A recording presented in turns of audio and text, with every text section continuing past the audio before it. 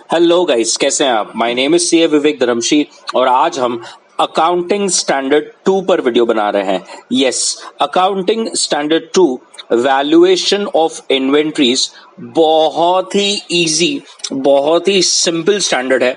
और ये स्टैंडर्ड की खास बात ये है कि ये सिर्फ ना ही इंटर या एग्जिट लेवल पर इंपॉर्टेंट है, बल्कि फाइनल लेवल पर भी उतना ही इंपॉर्टेंट है। इसका दूसरा भी इतना ज्यादा सिग्निफिकेंस या रेलेवेंस इसीलिए है बिकॉज ये स्टैंडर्ड जो है ये सब एंटिटीज को एप्लीकेबल है। Yes, it is applicable to all entities, वरना नॉर्मली ऐसा होता है कि कुछ पर्टिकुलर स्टैंडर्ड्स कुछ ही एंटिटीज एंटरप्राइजेस को एप्लीकेबल होता है और कुछ लोगों को उसे कंप्लाई नहीं करना पड़ता। बट अकाउंटिंग स्टैंडर्ड 2 एक ऐसा स्टैंडर्ड है जो हर एक एंटिटी को कंप्लाई करना होता है। तो आइए हम देखते हैं क्या कहता है ये स्टैंडर्ड। हम लोग अकाउंटिंग स्टैंडर्ड 2 को दो पार्ट में बनाएंगे। पार्ट 1 जो कि अभी हम कर रहे हैं, इसमें हम पूरी थ्योरी, पूरी स्टैंडर्ड की एक्सप्लेनेशन एक चार्ट के माध्यम से करेंगे। मैं इस पर्टिकुलर वीडियो को स्लाइड से बना रहा हूं। अगर आपको पूरा चार्ट चाहिए तो डिस्क्रिप्शन में लिंक है, उस आप लिंक को क्लिक कर अकाउंटिंग स्टैंडर्ड 2 पर पूरा चार्ट डाउनलोड कर सकते हैं। जो हमारे क्लास के स्टूडेंट्स हैं उनके पास ऑलरेडी ये चार्ट पीडीएफ फॉर्मेट में दिया गया है, बुकलेट में है। और जो लोग हमारे क्लास को बिलोंग नहीं करते बट अगर आपको, जैसे मैंने कहा, चार्ट की आवश्यकता है तो डिस्क्रिप्शन में दिए लिंक को क्लिक करें और अपने चार्ट को डाउनलोड कर सकते हैं। मैंने इस चार्ट को बिट्स एंड पीसेस में पीपीटी में लिया हुआ है, तो मैं चार्ट में एक एक कॉन्सेप्ट को एक्सप्लेन करना स्टार्ट करूंगा। तो पार्ट 1 में हम लोग अकाउंटिंग स्टैंडर्ड 2 जो है उसकी पूरी थ्योरी, उसके पूरे कंटेंट को समझेंगे, उसके पूरे एक्सप्लेनेशन को देखेंगे। और पार्ट 2 में हम इसी स्टैंडर्ड पर बहुत सारे सम सॉल्व करेंगे। Yes, more than 30 sums will be solve in this particular part 2 of accounting standard 2। और उस वीडियो में क्वेश्चंस और आंसर्स दोनों ही हम लोग स्क्रीन पर देखते चलेंगे, सॉल्व करते चलेंगे। तो पार्ट 1 में थ्योरी रहेगा, एक्सप्लेनेशन रहेगा, और पार्ट 2 में इसी स्टैंडर्ड पर सम्स रहेंगे। Sure about this? पक्का? चलिए तो शुरू करते हैं आज का ये video, accounting standard 2 valuation of inventories. Now if you understand, inventory हमारे असेट साइड में सेकेंड लार्जेस्ट आइटम है आफ्टर फिक्स असेट, राइट। हमारे असेट साइड में जो सबसे इंपॉर्टेंट असेट होता है वो होता है फिक्स असेट, जो कि बहुत मेजर वॉल्यूम बोलिए, फिगर टर्म्स में बोलिए, major part of asset side हमारा होता है फिक्स असेट्स। लेकिन फिक्स असेट्स के बाद अगर कोई इंपॉर्टेंट असेट है तो वो होता है हमारा इन्वेंट्री।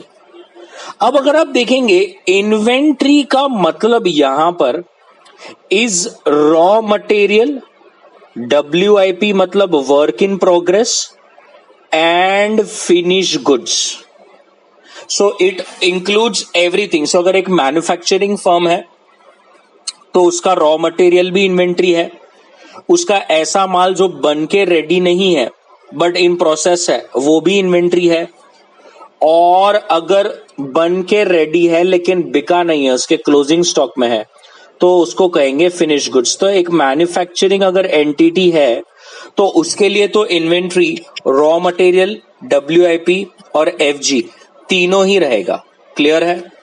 लेकिन अगर कोई सिंपल ट्रेडर है तो उसके लिए सिर्फ स्टोर्स या FG जो इज हेल्ड फॉर सेल। सो अगर एक ट्रेडर है जो सिर्फ कहीं से माल खरीद कर बेचता है तो उसके पास तो सिर्फ एक ही इन्वेंट्री होगी, वो होगी फिनिश गुड्स। आई बात समझ में? तो ये डेफिनेशन से हमें क्या समझ में आ रहा है गाइस? ये डेफिनेशन से मैं दो बातें क्लियर करना चाहता हूं। एक, ये तो क्लियर हो गया कि inventories are assets, right. Inventories are assets, ये तो सबको मालूम है कि इन्वेंट्री जो है वो असेट साइड में दिखता है, बराबर। लेकिन inventories are assets held for sale in the ordinary course of business, in the ordinary course of business. आपको समझा मैं ये क्या बोलना चाह रहा हूं?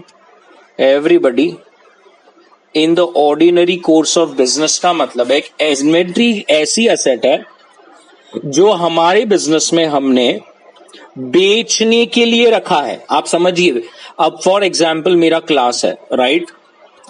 अब मेरे क्लास में फर्नीचर है, राइट? तो क्या मैं ये फर्नीचर जो मेरा एक असेट है, क्या मैं वो फर्नीचर बेचने के लिए लाया हूं क्या? नहीं। मेरे एक क्लास में जो फर्नीचर होता है हम उसे बेचने के लिए नहीं लाए हैं। It is not held for cell.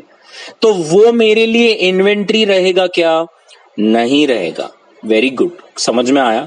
लेकिन समझ के चलिए एक फर्नीचर शॉप है और उसके पास जो फर्नीचर है, क्या वो फर्नीचर बेचने के लिए है? Is it held for sale in the ordinary course of business?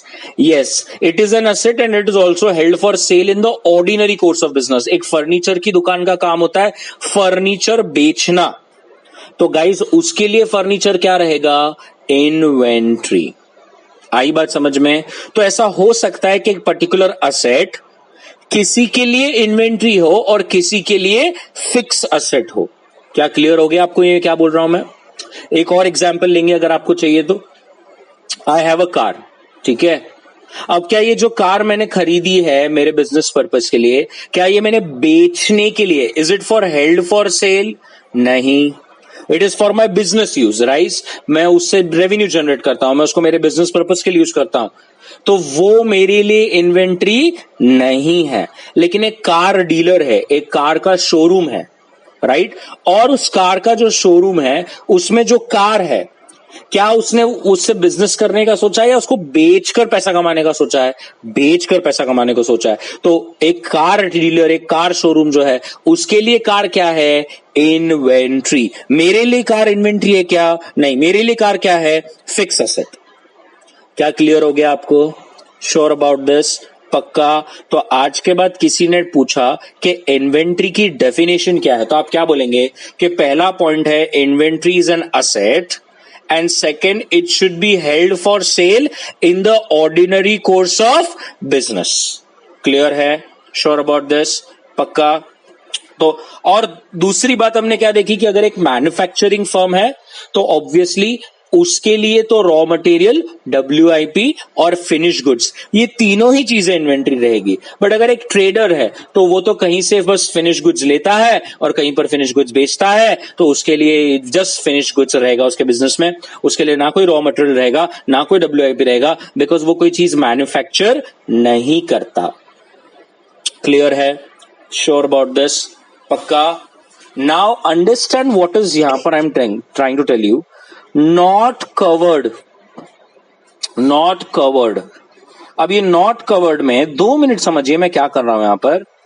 ये देखिए, मैंने किया एम्प्टीज को कैंसिल और पैकेजिंग मटेरियल को टिक।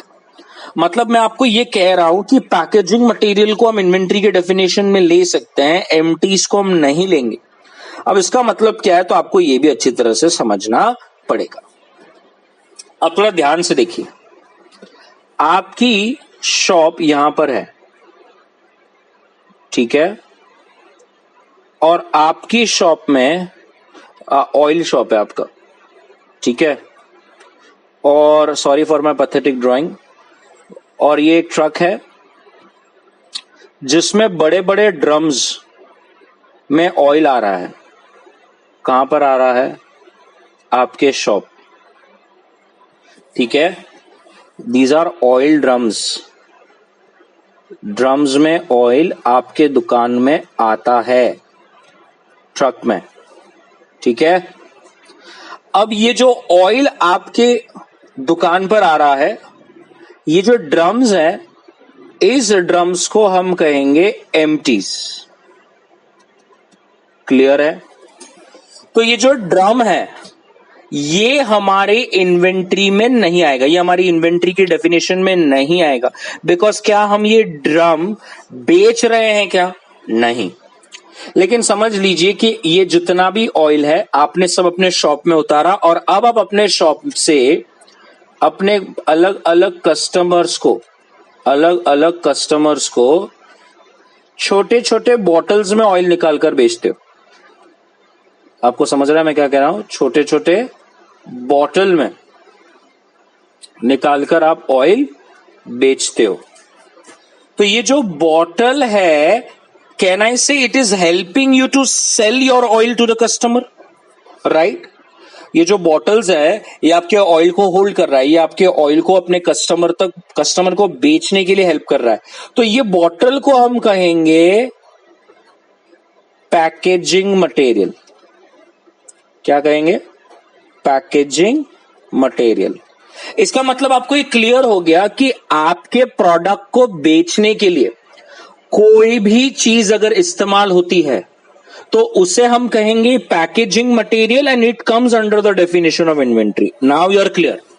बट जैसे यहां पर आपने देखा ड्रम्स आपसे आपकी दुकान में माल आता है, बट क्या drums helps you in selling the oil to your customer?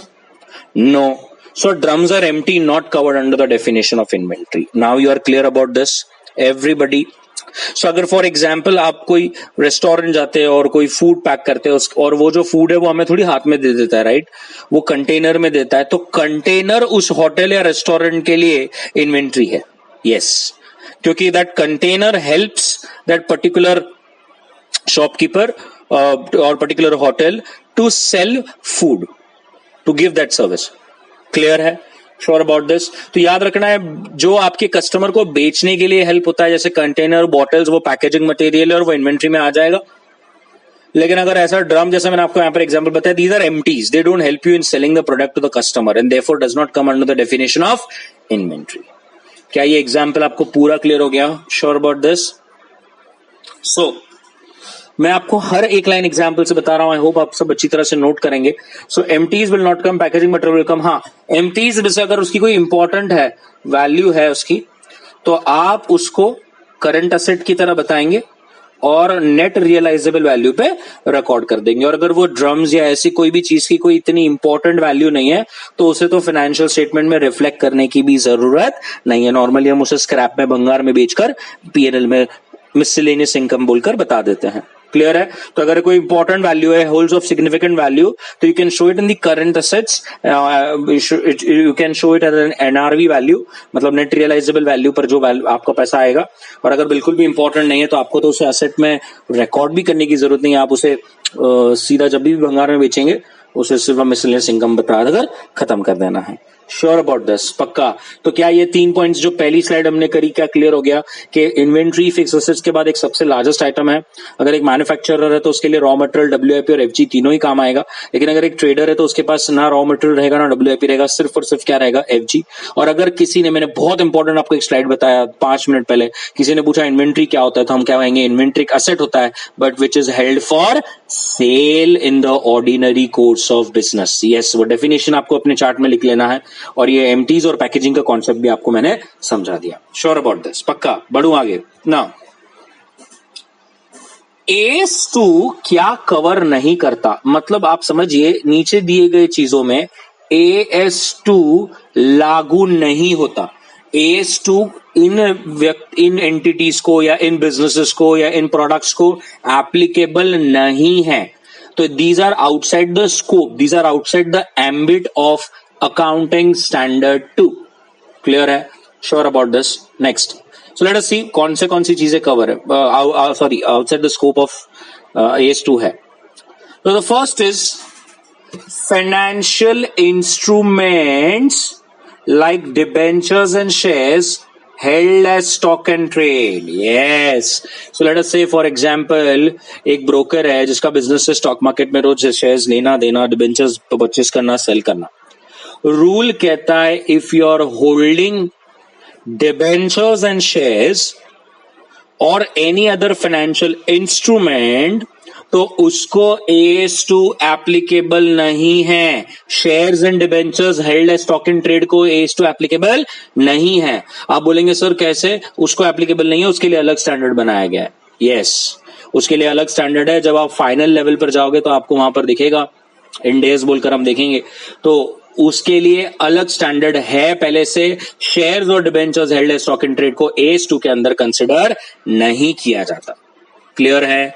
Sure about this? Second, WIP of construction contracts. अभी बिल्डिंग्स बनती है, राइट? आधी बनी है, आधी बनना बाकी है, बिल्डिंग है, कंस्ट्रक्शन कॉन्ट्रैक्ट्स है.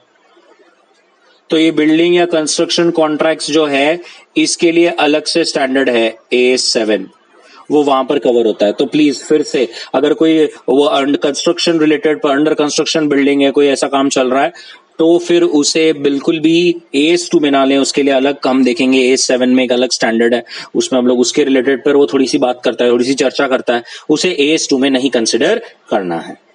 क्लियर है? Sure about this? Next, service providers. Guys simple है, आप समझ गए होंगे, मुझे कोई समझाने की बात नहीं है कि सर्विस प्रोवाइडर्स के पास गुड्स होते हैं.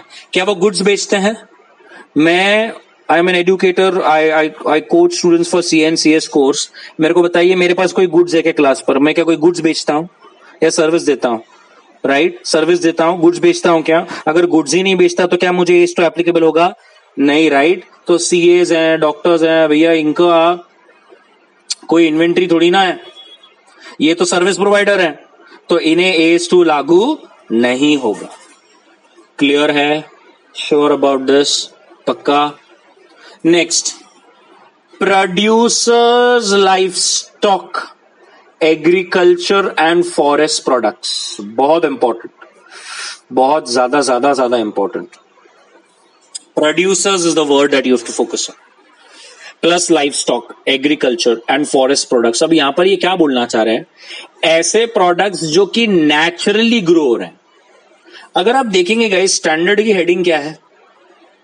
वैल्यूएशन. हमें स्टैंडर्ड में क्या सिखा रहे हैं कि क्लोजिंग स्टॉक की वैल्यू कैसे निकाली जाए, राइट? हमें यही स्टैंडर्ड बता रहा है ना कि इन्वेंट्री की वैल्यू कैसे निकाली जाए, राइट? अब अगर मेरे को बताइए, यहां पर हम animals which grow, which are, जिनका जन्म होता है, या कोई फॉरेस्ट में झाड़ उगते हैं, ट्रीज हैं, ऐसे कोई एग्रीकल्चर प्रोडक्ट्स है, प्रोड्यूसर्स, तो इसकी कोई सी वैल्यू निकालेंगे? वैल्यू निकालना संभव है क्या? नहीं है. तो इसीलिए producers life stock agriculture and forest products are outside the ambit of AS2. But याद रखना, अगर प्रोड्यूसर के जगह पर होलसेलर है या रिटेलर है, तो उन्हें AS2 लागू रहेगा. आप समझ गए होंगे, होलसेलर या रिटेलर मतलब एक बार वो उग गया, फिर उसके अंदर अब वो डील कर रहा है.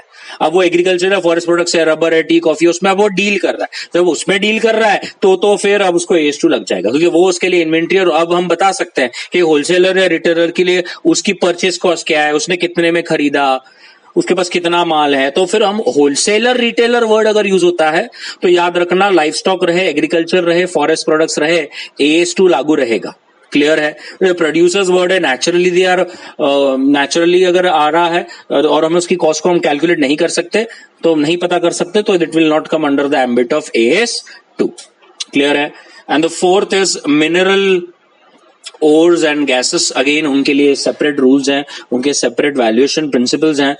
अगेन हम फाइनल में देखेंगे इंडेक्स पर, उस paper we have made. So mineral ores and gases, इसका अगेन जो नेचुरल अर्थ ने दिया है, जो हमारे रिसोर्सेज हैं, प्लस में जैसे बताया फाइनल में इंडेक्स, उसके भी ऊपर इंस्टीट्यूट जो है काम कर रही है, और we have a standard how to value. तो mineral ores and gases again AS2 will not consider under its scope. तो याद रखना है, कभी किसी ने एक क्वेश्चन, थ्योरी क्वेश्चन अभी कभी आ जाता है कि AS2 के स्कोप में, एम्बिट में क्या नहीं आता, तो हम बोलेंगे shares and debentures held as stock. Construction contracts है तो वो AS7 में जाता है. सर्विस प्रोवाइडर के पास गुड्स नहीं रहता, जैसे CA है, डॉक्टर है. अगर प्रोड्यूसर वर्ड यूज किया है, जो नेचुरली ग्रो हो रहा है, तो लाइफ स्टॉक, फॉरेस्ट में घास, पत्ते, झाड़, एग्रीकल्चर, फॉरेस्ट प्रोडक्ट्स, तो वो नहीं है. लेकिन होलसेलर रिटेलर है तो आपको याद रखना है कि AS2 लागू हो जाएगा. और mineral ores and gases. Clear है? Sure about this? तो आपको आइडिया आ गया कि AS2 में क्या क्या कवर नहीं होता. क्लियर है? Sure about this? नेक्स्ट, अब कौन सी मेथड्स हम फॉलो कर सकते हैं इन्वेंट्री को वैल्यू करने के लिए? ठीक है, कौन सी मेथड्स हम वैल्यू कर सकते हैं इन्वेंट्री की वैल्यू को कैलकुलेट करने के लिए? तो 2 मिनट ये चार्ट को समझने से पहले आप मेरा वाला चार्ट देखिए. यहां पर एकदम अच्छी तरह से पहले मैं जो यहां पर बना रहा हूं उसको फोकस कीजिए। अब समझिए, आप जो प्रोडक्ट बना रहे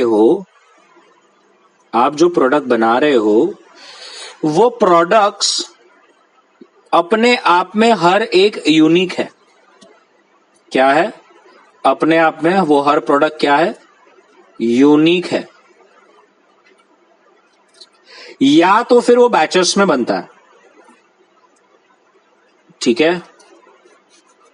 एक तो आपका प्रोडक्ट यूनिक है या वो बैचेस में बनता है। जैसे मोबाइल फोन्स, एप्पल का कोई फोन है या सैमसंग है या वन प्लस है, तो ऐसे अगर वन प्लस 5 है या वन प्लस 6 है, वन प्लस 7 है, तो बैचेस में बनेंगे, सब सेम बनेंगे, राइट? या सब अलग अलग बनेगा?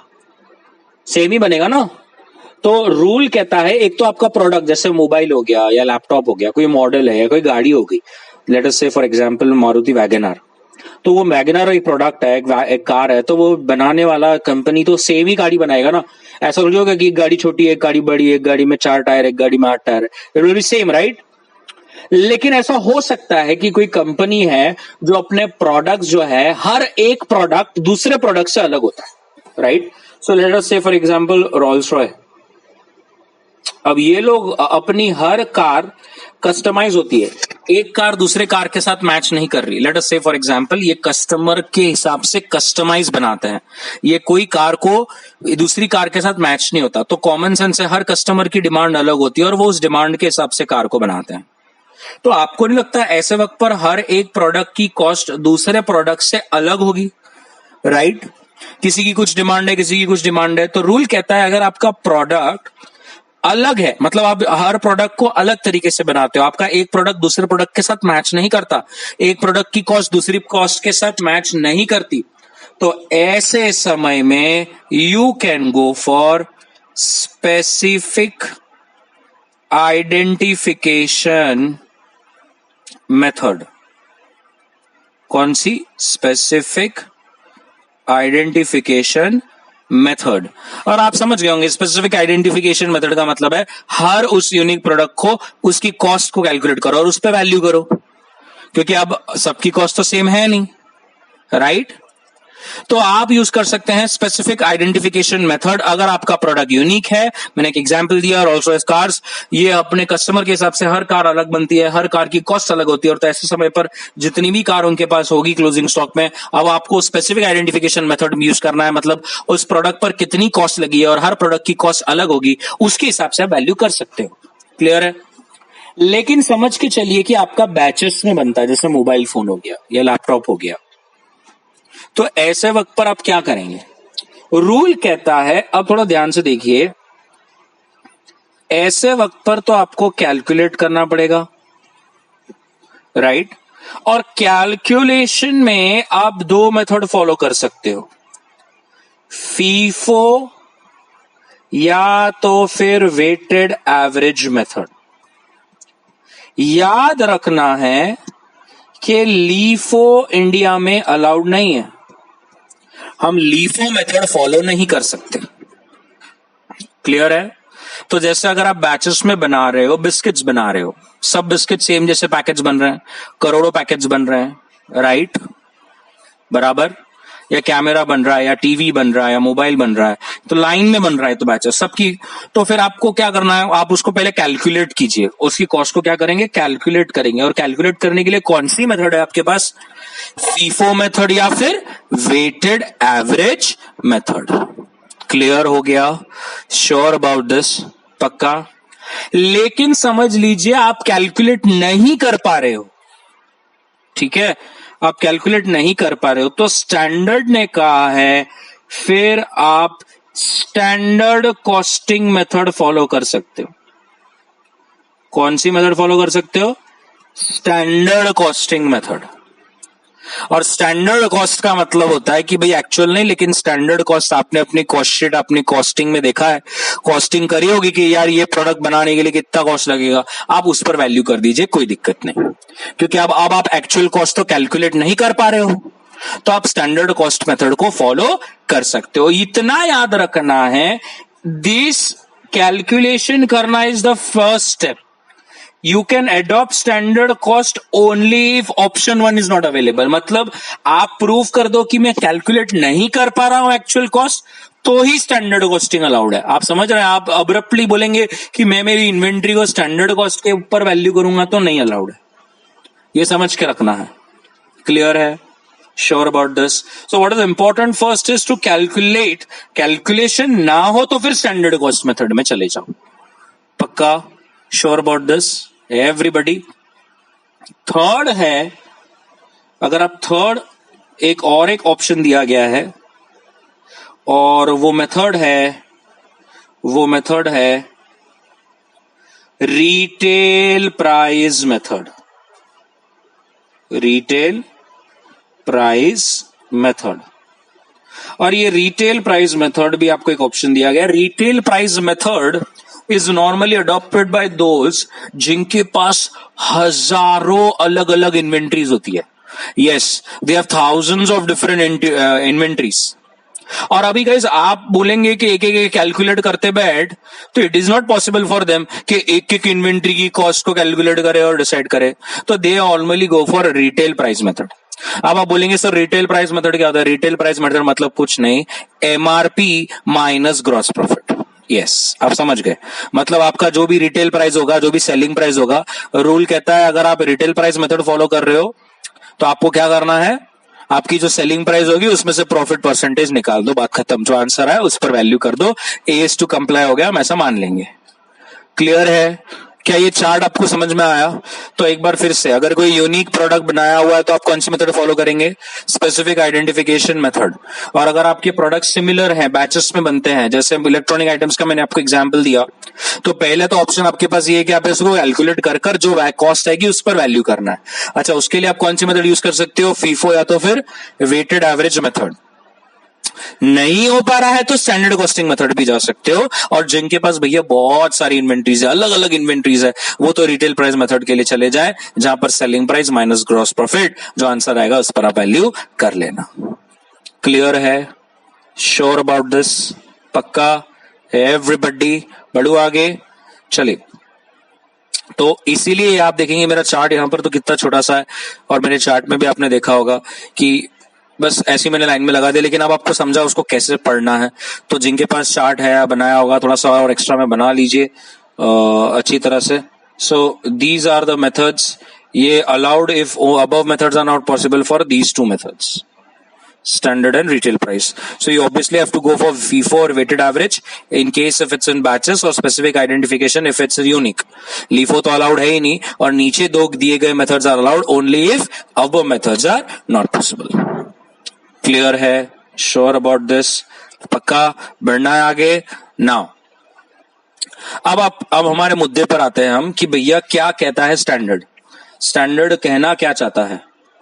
स्टैंडर्ड ये कहना चाहता है कि इन्वेंट्री की वैल्यूएशन करो, और उसका सरल और सिंपल रूल ये है, वो कहता है कैसे वैल्यू करेंगे, तो वो कहता है कॉस्ट और एनआरवी विचएवर इज लोअर, और आप समझ गए होंगे क्यों lower, on the basis of prudence. Yes, on the basis of conservatism। भैया आपको मालूम है क्लोजिंग स्टॉक अगर आपने ओवर वैल्यूड फिगर पर बताया तो आपका प्रॉफिट क्या हो जाएगा?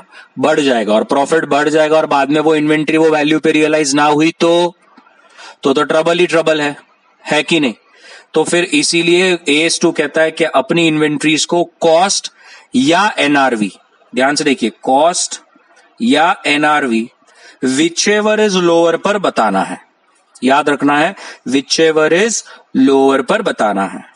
Is this clear? Sure about this? पक्का? Obviously there are exceptions. अगर आप देखेंगे इसमें कोई पढ़ने वाली बात नहीं है, समझने वाली बात है कि डैमेज, ये कुछ एक्सेप्शंस है जहां पर कंफर्म होता है कि एनआरवी पर ही वैल्यू होता है। कब? जब कॉस्ट बढ़ गया हो, डैमेज हो गया हो, ऑब्सोलेट हो गया। प्लीज आप समझ गए होंगे कि जब कुछ डैमेज हो जाता है या ऑब्सोलेंस हो जाता है तो ऑब्वियसली उसकी रियलाइजेबल वैल्यू उसकी कॉस्ट से क्या होगी? कम होगी या ज्यादा होगी? यस, कम ही होगी, कॉमन सेंस। आपने कोई चीज खरीदी और बाद में वो डैमेज हो गई, तो उसकी net realisable value of cost से ज्यादा होगी या कम होगी? कम ही होगी। तो ये ऐसी चार्ट में लिखा है, लेकिन ये समझने वाली बात है कि अगर वो कुछ डैमेज है या पार्शियली ऑब्सोल्यूट है तो वो तो ऑब्वियसली एनआरवी पर वैल्यू होगा, वरना नॉर्मल रूल ये है कि कॉस्ट या NRV which ever is lower, जो भी कम रहेगा उस पर आपको अपने क्लोजिंग स्टॉक को वैल्यू करना है। Sure about this? पक्का? तो 2 मिनट आज हम अब देखते हैं कि कॉस्ट की डेफिनेशन क्या है और एनआरवी की डेफिनेशन क्या है, राइट? तभी तो हमें पता चलेगा कि कॉस्ट को कैसे कैलकुलेट करना है और एनआरवी को कैसे कैलकुलेट करना है। क्लियर? श्योर? सो अब कॉस्ट को पहले कैसे कैलकुलेट करना है हम ये देखेंगे, ठीक है? सबसे पहला कहता है परचेस प्राइस। अब परचेस प्राइस तो obviously you have to take into cost, right? कि आपने रॉ मटेरियल या कोई भी चीज जो भी ली होगी वो कितने में खरीदी, ठीक है? उसमें आप ड्यूटीज एंड टैक्सेस ऐड कर देंगे। मतलब आपको कोई जीएसटी वगैरह लगा है, कोई टैक्सेस लगे हैं, तो आप उसमें वो ऐड कर दीजिए। लेकिन अगर आप ध्यान से स्क्रीन को देख रहे हैं, रूल कहता है वही ड्यूटीज एंड टैक्सेस को लेस करना है अगर वो रिकवरेबल है। मतलब आपको मालूम है कि हम गुड्स के ऊपर जो जीएसटी है उसका इनपुट क्रेडिट अगर आप ले रहे हो, उस टैक्सेस का आप रिफंड ले रहे हो, वो रिकवरेबल है, तो फिर आप उसको कॉस्ट में नहीं कंसिडर कर सकते। आई बात समझ में? तो ऊपर उन्होंने क्या किया, ड्यूटीज एंड टैक्सेस को ऐड किया, लेकिन नीचे तुरंत क्या कह दिया कि अगर आप वही ड्यूटीज और टैक्सेस को रिकवरेबल है, उसका आप इनपुट क्रेडिट ले सकते हो या कोई ड्यूटी ड्रॉबैक लिया हुआ है, तो जो भी आपको टैक्स बेनिफिट मिल रहे हैं आप उसको अपनी कॉस्ट से क्या कर देंगे, लेस कर देंगे। क्लियर है? दिख रहा है यहां पर? ट्रेड डिस्काउंट को क्या करेंगे, लेस करेंगे। और फ्रेट इनवर्ड मतलब आपको लाने का खर्चा अपने गोडाउन तक, अपनी फैक्ट्री तक, अपने शॉप तक, अपने शोरूम तक, जो भी गुड्स को लाने का खर्चा है वो भी क्या होगा, ऐड होगा। यहां पर आप देख सकते हैं ट्रांसपोर्टेशन कॉस्ट क्या होगा, ऐड होगा। इंश्योरेंस ऐड होगा, लेकिन ओनली इफ कंपल्सरी। मतलब अगर समझ लीजिए नॉर्मली शिप से जब माल आता है तो इंश्योरेंस निकालना कंपलसरी होता है, तो ऐसे वक्त पर आपकी इन्वेंट्री के कॉस्ट में इंश्योरेंस की कॉस्ट को भी ऐड किया जाएगा। लेकिन समझिए आपका माल अगर रोड से आ रहा है और उसका इंश्योरेंस निकालना कंपलसरी नहीं है। अगर कंपलसरी नहीं है और आपने निकाला तो इंश्योरेंस की कॉस्ट को इन्वेंट्री में ऐड नहीं कर सकते, उसे डायरेक्ट पीएनएल में डेबिट करना पड़ेगा टू इंश्योरेंस बोलकर। समझ में आया? लेकिन अगर इंश्योरेंस कंपलसरी है तो आप उसको इन्वेंट्री की कॉस्ट में ऐड कर सकते हो। क्लियर है? Sure about this? पक्का? सो क्या क्या ऐड करोगे, परचेज प्राइस ऐड करोगे, फ्रेट ऐड करोगे, ट्रांसपोर्टेशन कॉस्ट ऐड करोगे, लेकिन ड्यूटीज एंड टैक्सेस ऐड करोगे, लेकिन अगर वो रिकवरेबल तो ऐड करोगे क्या, नहीं। और अगर किया है तो क्या कर लेंगे, लेस कर लेंगे। Sure about this? Next, direct labour add हो जाएगा। अगर किसी ने कॉस्टिंग पढ़ा है, आप समझ रहे होंगे, बहुत सारे लोग क्लियर आइडिया आ रहा होगा, उनके चेहरों पे मुस्कान आ रही होगी कि ये प्राइम कॉस्ट बता रहा है। यस, इन्वेंट्री को बनाने के लिए, मैन्युफैक्चर करने के लिए जो जो भी चीजें लग रही है वो सब ऐड ही होने वाली है। तो डायरेक्ट मटेरियल ऐड हो गया, मतलब परचेस प्राइस का मतलब क्या है, direct material, direct labour, direct expense, ये तो ऐड हो गया। मतलब यहां पर आपका direct material plus direct labour plus direct expense, ये पूरा क्या हो गया, प्राइम कॉस्ट। ये प्राइम कॉस्ट पूरा क्या हो जाएगा, ऐड हो जाएगा। फिर वेरिएबल ओवरहेड्स और फिक्स ओवरहेड्स भी ऐड होगा। लेकिन आपने मुझे पूछना चाहिए सर कौन से, भैया फैक्ट्री ओवरहेड्स। सर अपने तो 3 ओवरहेड्स होते थे ना, फैक्ट्री, एडमिन और सेलिंग। हाँ, तो यहां पर ये जो वेरिएबल या फिक्स ओवरहेड्स है वो कौन से हैं, वो है फैक्ट्री ओवरहेड्स। कौन से हैं, फैक्ट्री ओवरहेड्स। और फैक्ट्री ओवरहेड्स में वेरिएबल हो या फिक्स हो, आपको इन्वेंट्री की कॉस्ट में ऐड करना है। सर एडमिन या सेलिंग हो तो माय फ्रेंड्स हम आगे की स्लाइड में देखेंगे, admin and selling overheads are excluded. They are not added to inventory cost. Please make a note of this. Only factory overheads are added. Admin and selling overheads are not added. Sure about this? Everybody clear है? पक्का? Now understand, rule कहता है with respect to fix overheads, यहां पे लिखा है actual overheads अगर normal overhead से कम है तो उसे नॉर्मल ओवरहेड्स के हिसाब से एब्जॉर्ब कीजिए, और एक्चुअल ओवरहेड्स अगर नॉर्मल ओवरहेड से ज्यादा है तो उसे एक्चुअल ओवरहेड्स के हिसाब से एब्जॉर्ब कीजिए। अभी गाइस ये वाला कॉन्सेप्ट को समझने के लिए आप मेरा पार्ट 2 देखना, जब हम इस पे एक सम सॉल्व करेंगे और आपको बहुत अच्छी तरह से समझ में आ जाएगा कि ये पार्ट कहना क्या चाह रहा है। ठीक है, तो मैं अभी इस पर समझाने का टाइम पास नहीं करूंगा, क्योंकि मेरे सम्स की शीट में, जिस पर हम ऑब्वियसली यूट्यूब वीडियो बना रहे हैं पार्ट 2 में देखना, उसमें हमने क्लियर कट समझाया हुआ है कि ये एक्चुअल ओवरहेड्स या नॉर्मल ओवरहेड्स क्या होता है। क्योंकि आपने सोचा था कि आप इतने यूनिट्स बनाओगे, लेकिन आप एक्चुअल में बनाते हो कुछ और, राइट तो फिक्स ओवरहेड्स आपको मालूम है कॉस्टिंग में तो एब्जॉर्ब होता है नॉर्मल यूनिट्स के हिसाब से। मैं अगर आपको 2 मिनट बताऊं, आपको लगता है कि मेरा फिक्स खर्चा जो है वो 10 लाख होगा और मैं 1 लाख बनाऊंगा, तो 10 लाख डिवाइड बाय 1 लाख, आपने सोच लिया कि every unit I make I will absorb 10 rupees, right. लेकिन समझ लीजिए आपने 2 लाख यूनिट्स बना दिए, तो फिर आप 2 लाख यूनिट इंटू 10 करोगे तो आप 20 लाख लगा दोगे, जबकि आपका खर्चा तो 10 लाख हुआ ही। आप समझ रहे हैं क्या बोल रहा हूं मैं? तो आप अब एब्जॉर्ब कैसे करोगे? एक्चुअल यूनिट्स के हिसाब से। यस, मतलब 10 लाख डिवाइड बाय 2 लाख करोगे और हर यूनिट का आप कितना लगाओगे? 5 रुपए। क्या क्लियर हुआ आपको मैं क्या कह रहा हूं? Sure about this? पक्का? तो ये हमारा हमने पार्ट 2 में इसको एक एग्जाम्पल के तौर पे पूरा लिया हुआ है और हम इसको वहां पर पूरा अच्छी तरह से समझाते भी हैं, तो इतना कोई टेंशन वाला बात नहीं है। आपको चाहिए तो मैं यहाँ पर 1 मिनट आपको, मतलब इन केस यू जस्ट ऐसा आपको लगता है कि यार बता दे यार यहीं पर, तो थोड़ा ध्यान से देख लीजिए क्या है, मतलब क्या बोलना चाह रहा हूं, समझ लीजिए। देखिए जब आएगा पार्ट 2 में तो हम लोग उस पर फिर ज्यादा चर्चा नहीं करेंगे। तो लेट अस से फॉर एग्जांपल आपको लगता है कि आपकी फिक्स कॉस्ट होने वाली है 5 लाख रुपए, ठीक है, और आपने सोचा था कि मैं नॉर्मल यूनिट्स जो है वो 50,000 तो बना ही लूंगा, ठीक है। तो आपने क्या सोच लिया कि मेरा ओवरहेड रिकवरी रेट जो रहेगा वो क्या होगा?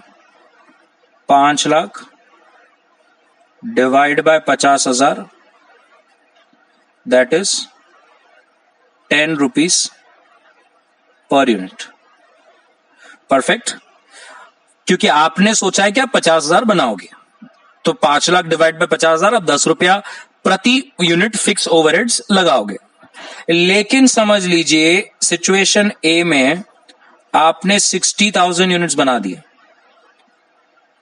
राइट आपने 60,000 यूनिट्स बना दिए, तो क्या आप ऐसा बताओगे कि आपकी फिक्स कॉस्ट हो गई 60,000, क्योंकि आपने सोचा था 10 रुपए into 10 that is 6 lakhs?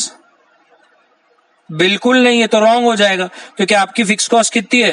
5 lakh, जबकि आप कितना बता रहे हो? 6 लाख। ये तो गलत हो गया। ये गलत क्यों हुआ? क्योंकि आपने सोचा था कि आपके कितने यूनिट्स हैं? 50, जबकि आपने कितने बनाए? 60। तो इसीलिए रूल कहता है आप 10 रुपए नहीं लगाएंगे, तो आप क्या रेट लगाएंगे? आप बोलेंगे सर हम क्या रेट लगाएंगे? आप लगाएंगे 5 लाख डिवाइड बाय 60,000 यूनिट्स, ये जो भी आता है 8.33। आप पर यूनिट इतना ही लगाओगे। जब आप इतना लगाओगे तभी आपका एग्जैक्ट 5 लाख कॉस्ट आएगा। समझ में आया आपको एवरीबॉडी? तो यहां पर आप इंटू 10 नहीं करेंगे, अब आप यहां पर क्या करेंगे?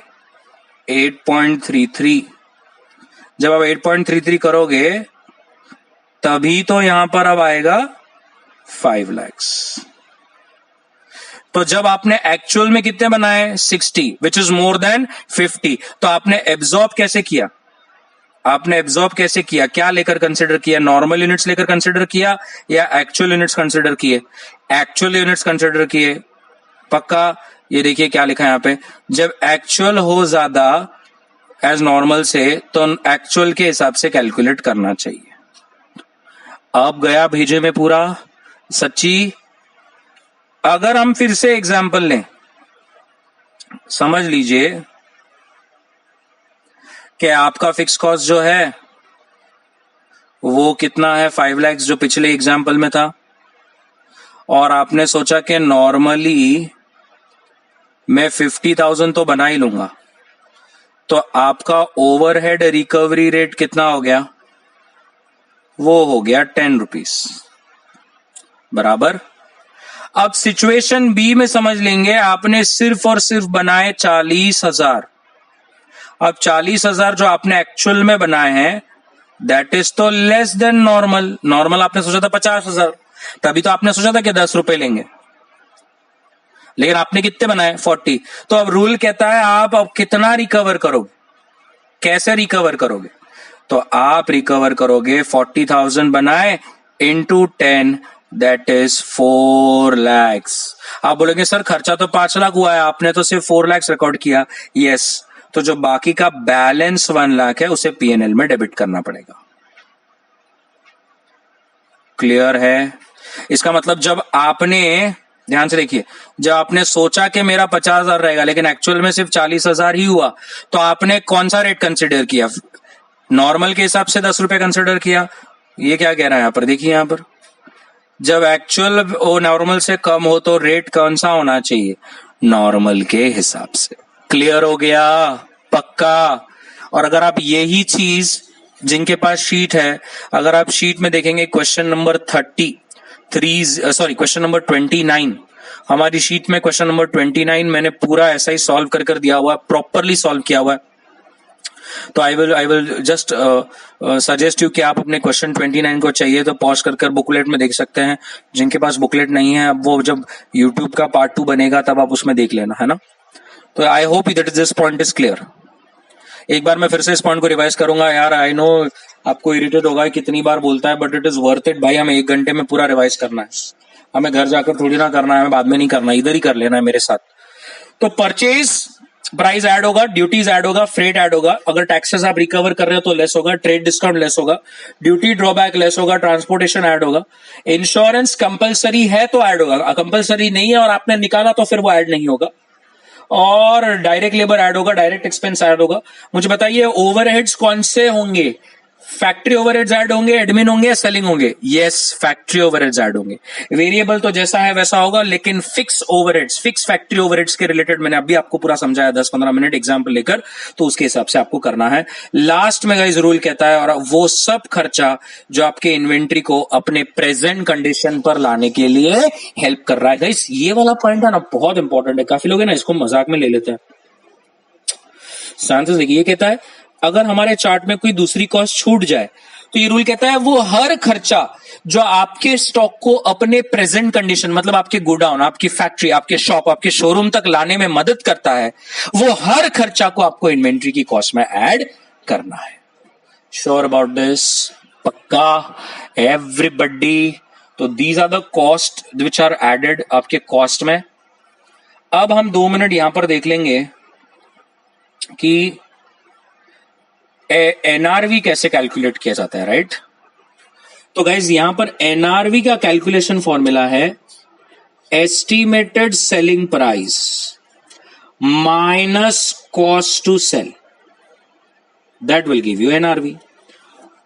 मतलब एनआरवी का मतलब है कितने में बिकेगा, what is the estimated price, कितने में बिकेगा। समझ लीजिए आपने बोल दिया 100 में तो बिकना ही है, ठीक है, लेकिन इसको बेचने के लिए कोई खर्चा है, हाँ 10 रुपए का एडवर्टाइजमेंट लग जाएगा, तो बस 90 आपको हाथ में आने वाला है net, that is your net realisable value.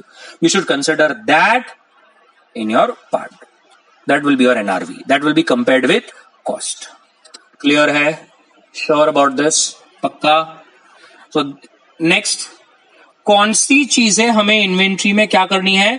Exclude करनी है, ये चीजें नहीं लेनी है। पहला कौन सी चीज नहीं लेनी है? पहली चीज जो नहीं लेनी वो है admin overheads. Can you see this? So admin overheads, printing stationery, आपके ऑफिस का telephone, audit fees, lawyer fees, office का इलेक्ट्रिसिटी, भैया एडमिन ओवरहेड्स कुछ भी नहीं चलेगा। Next, selling and distribution overheads भी इन्वेंट्री में नहीं आएगा। सिर्फ क्या आएगा? पीछे की स्लाइड में क्या देखा हमने, क्या आएगा? सिर्फ आएगा फैक्ट्री ओवरहेड्स। क्लियर है? Sure about this? पक्का? सो थर्ड चीज जो रहेगी वो रहेगी abnormal wastage and losses. Abnormal losses and wastage, ये भी आपकी इन्वेंट्री के कॉस्ट में ऐड नहीं होगा। एबनॉर्मल लॉस, किसी ने अगर प्रोसेस कॉस्टिंग किया है कॉस्टिंग सब्जेक्ट का तो उसको पता चल गया होगा कि नॉर्मल लॉस और एबनॉर्मल लॉस में डिफरेंस क्या है। तो जो एबनॉर्मल लॉस की कॉस्ट होती है वो इन्वेंट्री में ऐड नहीं होती, वो डायरेक्ट पीएनएल में डेबिट हो जाती है। हमने प्रोसेस कॉस्टिंग में किया था, तभी भी हम वैसा ही करते थे। फोर्थ, स्टोरेज कॉस्ट नहीं आएगी गाइस। यस, स्टोरेज कॉस्ट नहीं आएगा। याद रखना है कि इन्वेंट्री को स्टोर करने का खर्चा नहीं आएगा। एक बार इन्वेंट्री आपके गोडाउन में पहुंच गई, एक बार वो अपने प्रेजेंट कंडीशन पर पहुंच गई, उसके बाद आपका जो भी उस इन्वेंट्री को स्टोर करने का खर्चा है वो भी इन्वेंट्री की कॉस्ट में ऐड नहीं होगा। Please make a note of this. लेकिन थोड़ा 2 मिनट समझिए, अगर आप कहीं से माल मंगा रहे हो और वो कोल्ड स्टोरेज ट्रक में आ रहा है और वो अपने प्रेजेंट कंडीशन में दुकान तक लाने के लिए, गोडाउन तक लाने के लिए उसे वो कोल्ड स्टोरेज फैसिलिटी देना जरूरी है, and that cost is incurred to bring the inventory to its present condition guys, तो such cost will be included in the stock valuation. Clear है? लेकिन एक बार इन्वेंट्री आपके गोडाउन पहुंच गया, आपके ऑफिस पहुंच गया, आपके शोरूम पहुंच गया, आपकी फैक्ट्री में पहुंच गया और उसके बाद अगर आप कोई स्टोरेज कॉस्ट इंकर करते हो तो वो इन्वेंट्री की कॉस्ट में ऐड नहीं होगा, मतलब नहीं होगा। क्लियर है? And fifth, very important, interest cost भी ऐड नहीं होगा। गाइस, क्वेश्चन आपको एग्जाम में इतना एड़ा बनाएगा, क्वेश्चन आपको कहेगा कि ये इन्वेंट्री के लिए तो हमने खास करके कर्ज लिया है और इस कर्ज पर हम ब्याज चुका रहे हैं, तो इस ब्याज को, इस इंटरेस्ट को हम इन्वेंट्री की कॉस्ट में ऐड कर दें। बिल्कुल भी नहीं। आप इस इन्वेंट्री की कॉस्ट को, सॉरी, इस इंटरेस्ट कॉस्ट को इन्वेंट्री की कॉस्ट में ऐड नहीं कर सकते। इंटरेस्ट कॉस्ट को भी पीएनएल में ही डेबिट करना पड़ेगा। याद रखना है, interest can only be added, interest can only be added to inventory when time plays an important factor. Yes, जब टाइम एक बहुत बड़ी इंपॉर्टेंट फैक्टर है उस इन्वेंट्री को उसकी प्रेजेंट कंडीशन में लाने के लिए, सिर्फ तब ही वह एक्सेप्शनल सर्कमस्टांस में इंटरेस्ट इन्वेंट्री में ऐड होता है, वरना नहीं होता। तो लेट अस से फॉर एग्जांपल एक झाड़ है, उसके लीव्स हैं और आपने उस लीव्स को कुछ कूट कर कहीं एक उसका एक मेडिसिनल प्रॉपर्टी है और वो उसकी मेडिसिनल प्रॉपर्टी तभी आती है जब आप उस झाड़ के लीव्स को 6 महीने तक पानी में भिगो कर रखो। अब रूल कहता है यहां पर समय एक इंपॉर्टेंट पार्ट है उसकी मेडिसिनल कैरेक्टरिस्टिक्स, उसकी प्रॉपर्टीज लाने में। उस झाड़ के पत्ते कोई डिजीज को दूर कर सकते हैं अगर 6 महीने तक आप उसे वैसा पानी में कुछ सोल्यूशन मिलाकर उसमें डुबा कर रखें तो। ना यहां पर time plays an important factor. Rule कहता है अगर यहां पर आप इंटरेस्ट कॉस्ट इंकर कर रहे हो तो यस, आप इन्वेंट्री की कॉस्ट में ऐड कर सकते हैं, बट जब तक time does not play an important role, interest can not be added, it will be debited to PNL. Alcohol के केसेस में भी, ब्रूइंग जब होती है तो भी time plays an important factor, और अगर सच में time is an important factor और इंटरेस्ट इज बीन इंकर्ड तो आप इन्वेंट्री की कॉस्ट में उसको ऐड कर सकते हो। Sure about this everybody? So now you clear कि कौन सी चीजें एक्सक्लूड होगी, कौन सी चीजें इंक्लूड होगी। ये वाली बात जो हमने सीखी अभी बहुत इंपॉर्टेंट था। आइए आगे बढ़ते हैं। नेक्स्ट, ये बहुत ज्यादा इंपॉर्टेंट है। मैं कहूंगा, आप कहेंगे यार ये हर स्लाइड को इंपॉर्टेंट कहता है, बट अब जो है वो है, तो ये वाली स्लाइड भी बहुत ज्यादा इंपॉर्टेंट है, इसको एकदम अच्छी तरह से समझना ये क्या है। अब ये आपको बताएगा कि रॉ मटेरियल की वैल्यूएशन कैसी की जाए। ठीक है, रॉ मटेरियल की वैल्यूएशन कैसी की जाए, तो थोड़ा ध्यान से देखना है। लेट अस से फॉर एग्जाम्पल आपके पास रॉ मटेरियल, ठीक है मैं स्लाइड चेंज कर देता हूं, आपके पास रॉ मटेरियल है, आपने रॉ मटेरियल खरीदा है 1 लाख यूनिट्स एट 20 रुपीज, ठीक है। अब आपको ये चेक करना है कि मैं एट द ईयर एंड इस रॉ मटेरियल को कौन सी वैल्यू पर अपने बुक्स में बताऊं, क्या मैं उसे 20 रुपीज में बताऊं या कोई और। तो रॉ मटेरियल के लिए खास कर एक AS2 में मेंशन किया हुआ एक तरीका बताया गया है। रूल कहता है पहले आप ये सोचिए कि ये रॉ मटेरियल आप जिस फिनिश गुड्स में लगाकर बेचेंगे वो कितने में बिकेगा। मैं आप फिर रिपीट कर रहा हूं, आपको ये सोचना है कि ये रॉ मटेरियल तो मैं कोई चीज बनाने के लिए यूज कर रहा हूं, राइट, तभी तो उसे रॉ मटेरियल कहता है। तो वो चीज जो हम बनाने के लिए यूज कर रहे हैं, मुझे आपको ये बताना है कि आप उस फिनिश गुड्स को कितने में बेच पाओगे, वो कितने में बिकेगा। तो लेट अस से सिचुएशन 1 मैं कंसिडर करता हूं। आपने सोचा रॉ मटेरियल है 20 रुपए का, इस पे लेबर का खर्चा होगा 70 रुपए का और ओवरहेड्स का खर्चा होगा और 100 रुपए का। तो टोटल ये फिनिश गुड्स की कॉस्ट 190 रुपीस में होने वाली है, ठीक है। 190 रुपीस में आपको फिनिश गुड्स गिरेगा। एक मिनट, मैं आपको और बहुत सारे सिनेरियोस बना के दूंगा ना, तो आपको और भी क्लियर होगा। एक बार फिर से बता दूं यहां पर। तो जैसे आपने सोचा कि हम लोग देख रहे हैं कि ये रॉ मटेरियल जिस फिनिश गुड्स में लग रहा है वो कितने तक बनेगा। सो रॉ मटेरियल 20 का, लेबर 70 और ओवरहेड्स 100। तो 190 rupees will be the cost of your finish goods, right. 190 रुपए में ये आपका फिनिश गुड्स जो है वो तैयार हो जाएगा। आपका खर्चा होने वाला है 190 रुपीज। अब रूल कहता है आप ये बताइए कि ये कितने में बिकेगा, ये कितने में बिकेगा। तो हो सकता है कि ये 190 में बिके, हो सकता है कि ये 200 में बिके, हो सकता है कि ये 170 रुपीस में बिके। दीज आर आपके हिसाब से expected selling price of finish goods, right. These are expected selling price of finished goods.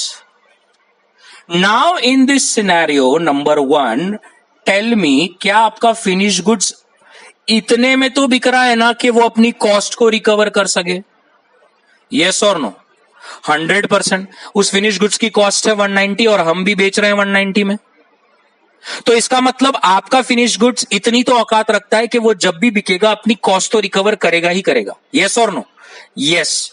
तो रूल कहता है ऐसे समय में रॉ मटेरियल को कंपल्सरी अपने ही कॉस्ट पे वैल्यू करना चाहिए, that is 20 rupees. Raw material को 20 रुपीज पे ही वैल्यू कीजिए, क्योंकि वो जिस फिनिश गुड्स में लगने वाला है वो फिनिश गुड्स इतनी ताकत रखता है कि वो अपनी कॉस्ट पर तो बिकेगा ही बिकेगा। तो ऐसे रॉ मटेरियल को तो अपनी ही कॉस्ट पे वैल्यू करना है, दैट इज 20 रुपीज, क्योंकि आपने 20 रुपीज में लिया था। क्लियर है? Sure about this? पक्का? नाउ लेट अस से वो 200 में बिक रहा है। फिर से अपने आप को यही क्वेश्चन पूछिए कि क्या हमारा फिनिश गुड्स इतनी औकात रखता है, क्या वो उतनी प्राइस मार्केट में कमांड करता है कि वो अपनी कॉस्ट को रिकवर कर पाए। हाँ, यहां पर तो कॉस्ट 190 है, जबकि हमारा फिनिश गुड्स तो 200 में बिक सकता है।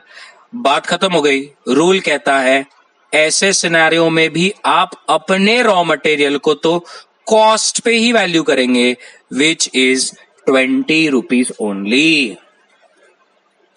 क्लियर है? समझ रहा है?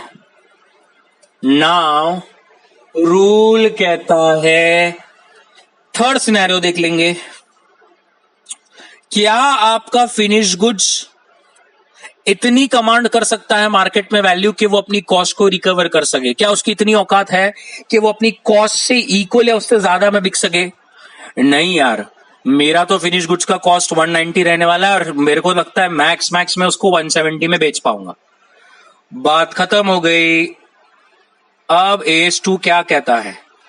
AS2 कहता है raw material in this case should be valued at cost और replacement value whichever is lower. yes. तो इसकी कॉस्ट कितनी थी? हमारी कॉस्ट कितनी थी? यहां पर कॉस्ट थी 20। अब क्वेश्चन में आपको रिप्लेसमेंट वैल्यू दी रही, समझ लीजिए रिप्लेसमेंट वैल्यू है 15, तो 20 और 15 में से कौन सा छोटा है? 15।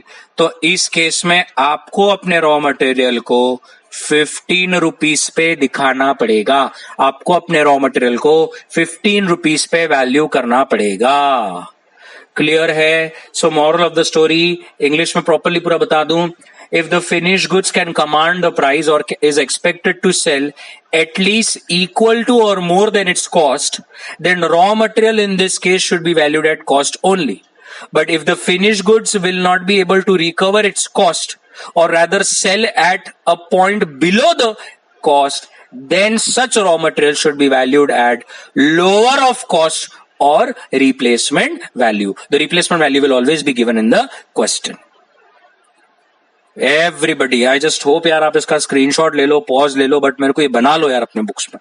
तो यहां पर मैंने यही लिखा है, देखिए यहां पर ध्यान से देखिए मैंने क्या लिखा है। यहां पर मैंने लिखा है कि अगर आपका फिनिश गुड्स अगर अपनी कॉस्ट या अपने कॉस्ट से ज्यादा बिकता है तो रॉ मटेरियल को हमेशा कॉस्ट पे ही वैल्यू करना है। सही लिखा? लेकिन अगर आपका फिनिश गुड्स कॉस्ट से नीचे बिकने वाला है तो ऐसे रॉ मटेरियल को अपने एनआरवी पे वैल्यू करना चाहिए, जहां पर एनआरवी क्या रहने वाली है?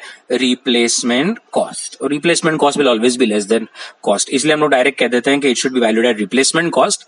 आप उसको अगर अच्छी तरह से कहना चाहें तो आप कह सकते हैं it will be valued at cost और replacement whichever is lower. Clear है? Sure about this? तो आई होप आपको समझ में आया कि रॉ मटेरियल की वैल्यूएशन कैसे होती है। पक्का? Sure about this everybody? Next, now some other points with respect to accounting standard में क्या हो जाता है, बहुत बार हो जाता है कि ऐसे कुछ सम्स आ जाएं, तो मैं वो भी कवर कर देना चाहता हूं। In case of joint products, right, in case of joint products rule कहता है कैसे इन्वेंट्री की वैल्यू निकाली जाए। जॉइंट प्रोडक्ट्स के केस में इन्वेंट्री की वैल्यू कैसे निकाली जाए? तो रूल कहता है it should be based on sale value. कैसे निकाली जाए? It should be based on sale value. इस पर भी हमारा पार्ट 2 में एक सम है। तो जिन्होंने अपने कॉस्टिंग में जॉइंट प्रोडक्ट चैप्टर कर लिया होगा उन्हें पता है ये कैसे होता है। कौन सा? Joint product. तो जॉइंट प्रोडक्ट अगर किसी ने कर लिया है तो उन्हें पता है कि ये sales value at split of point के हिसाब से करना होता है। तो यहां पर ये क्या कहना चाह रहा है? ये कह रहा है समझ लीजिए अगर जॉइंट कॉस्ट है आपकी 10 लाख, राइट। अब आपको ये 10 लाख रुपए को दो प्रोडक्ट्स है आपके ए और बी, आपको ये दो प्रोडक्ट्स में बांटना है, तो आप कैसे बांटेंगे?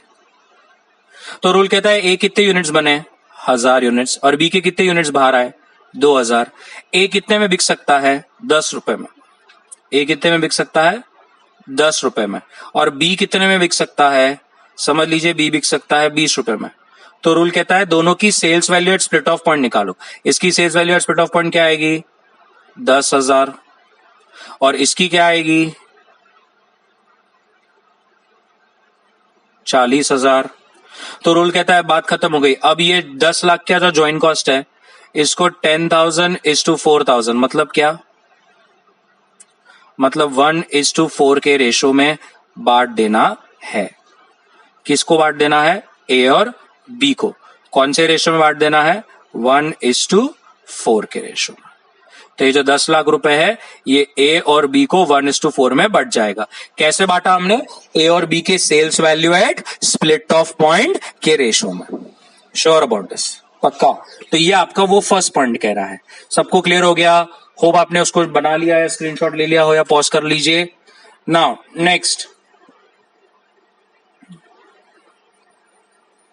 नेक्स्ट कह रहा है what if there is a by product. Now by products are those products which there was no intention to make, but वो बन गया। तो रूल कहता है कुछ भी नहीं करना है ऐसे समय में। ध्यान से देखिए, अगर आपकी टोटल जॉइंट कॉस्ट है 10 लाख रुपए, ठीक है, और इसमें से आपको 3 प्रोडक्ट्स बाहर आए हैं, ए बी, जो आपके जॉइंट प्रोडक्ट थे, लेकिन एक बाय प्रोडक्ट है एक्स वाई और जेड। अब क्या किया जाए? तो रूल कहता है काम कीजिए, एक्स वाई जेड को पहले तो भंगार में बेच दीजिए, स्क्रैप में बेच दीजिए। उसकी स्क्रैप की कुछ वैल्यू आई होगी, हाँ उसकी वैल्यू आई है, कितनी? 50,000 रुपए। हाँ, तो अब ये जॉइंट कॉस्ट में से पहले 50,000 रुपए को डिडक्ट कर दीजिए, बच जाएगा 9,50,000। और अब ये 9,50,000 को आप अपने 2 जॉइंट प्रोडक्ट्स जो है ए और बी, इनमें आराम से बांट लीजिए। अगेन कौन सी मेथड के हिसाब से? Sales value at split of point. Clear हो गया? सो मैंने आपको पहले एग्जांपल दे दिया जॉइंट प्रोडक्ट का, और अब दे दिया आपको बाय प्रोडक्ट का। ये क्लियर हो गया आपको? सो कभी बाय प्रोडक्ट आता है तो उसको स्क्रैप में बेच देना है, स्क्रैप की वैल्यू को जॉइंट कॉस्ट में से लेस कर देना है, और जो बच जाएगी कॉस्ट उसको आप अपने जॉइंट प्रोडक्ट्स में बांट लेंगे। क्लियर है? Sure about this? पक्का पक्का? Now you have to understand that the third point, what does the third point states? The third point states if there are some machinery spare parts, right? If there are some machinery spare parts and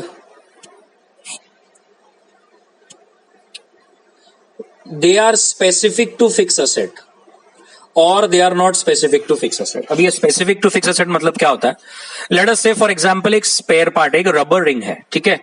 अब वो rubber ring ऐसी है कि वो एक particular machinery के लिए ही बनी है, वो हर मशीन को नहीं लग सकती, तो वो हो गया स्पेसिफिक टू फिक्स एसेट। मतलब अगर कल जाकर वो मशीनरी आपकी एब्सोल्यूट हो गई, आपने बेच दी, तो अगर आपके पास कुछ रिंग्स, रबर रिंग्स उस मशीनरी के स्पेयर में पड़ी होगी, तो वो भी आपको फेंकनी पड़ेगी, वो दूसरी नई मशीन में नहीं लगेगी। तो हम क्या कहेंगे कि ये स्पेयर पार्ट क्या हो गया? स्पेसिफिक टू फिक्स एसेट हो गया, राइट। लेकिन समझ लीजिए आपके पास बहुत सारे रबर कैप्स हैं या बॉल बेरिंग्स हैं जो कोई भी मशीन में लग जाएंगे, तो वो फिर मशीन स्पेसिफिक नहीं है। मतलब कल जाकर कोई दूसरी मशीन भी आती है तो वो बॉल बेरिंग्स या वो रबर कैप्स हम उधर भी लगा सकते हैं। तो रूल कहता है एक तो मशीनरी के स्पेयर पार्ट्स, एक तो फिक्स एसेट स्पेसिफिक होंगे या तो फिक्स एसेट स्पेसिफिक नहीं होंगे। बस याद रखना है, अगर वो फिक्स एसेट स्पेसिफिक रहे तो उसकी ट्रीटमेंट AS 10 में की जाएगी। कहां की जाएगी? AS 10 में की जाएगी। और अगर वो स्पेयर पार्ट्स जो हैं वो मशीन स्पेसिफिक नहीं है तो उसकी ट्रीटमेंट कहां होगी? उसकी ट्रीटमेंट होगी AS 2 में। They will be considered as a part of inventory under AS 2। तो याद रखना है, कोई स्पेयर पार्ट मशीन स्पेसिफिक है तो AS 10, और अगर नहीं है तो AS 2। Sure about this, everybody? So that sums up my whole accounting standard 2, and I hope आपको पूरी थ्योरी अच्छी तरह से समझ में आ गई है। कुछ क्वेश्चंस अगर हैं तो आप कमेंट सेक्शन में नीचे लिखिए, and I will be more than happy to reply. Hope you like this video. अच्छा लगा तो please share it with your friends. AS 2 valuation of inventory part 1 पूरी थ्योरी को हमने एक्सप्लेन कर दिया। पार्ट 2 में हम लोग पूरे सम्स को अच्छी तरह से सॉल्व करेंगे। उस वीडियो में क्वेश्चन और आंसर्स दोनों रहेंगे। More than 30 questions we will solve. That's it from my side. Thank you very much.